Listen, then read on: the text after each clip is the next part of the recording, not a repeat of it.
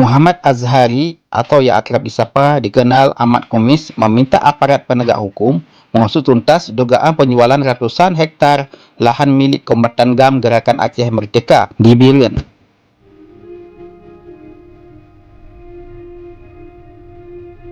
Warga Tanjung Beridi tersebut juga mendesak kepolisian di Aceh untuk turun tangan. 475 hektar lahan Kombatan GAM yang tergabung dalam Koperasi Anik Nanggro sudah hampir seluruhnya dijual kepada penguasa, kata mantan Kombatan GAM tersebut saat ini diketemui di kediaman di Kampung Tanjung Beridi, Pesangat Selatan pada Jumat tanggal 29 Agustus tahun 2025.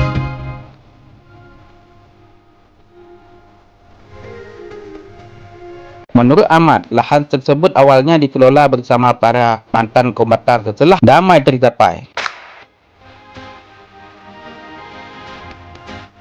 Mereka menerima surat hak garap untuk memanfaatkan tanah itu sebagai sumber mata pencarian. Namun belakangnya, lahan yang tersebar di Kampung Belang Mane, Darussalam, di Pulau Harapan hingga Panti Karya, nyaris habis dijual oleh oknum tak bertanggungjawab.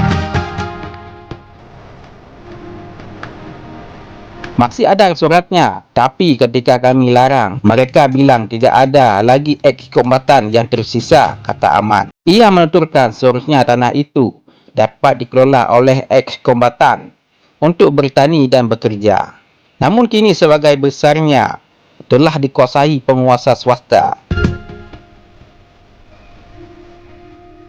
Kalau tanah itu tidak dikembalikan, akan kami ambil, akan kami rebut, tunggu saja, kata Ahmad.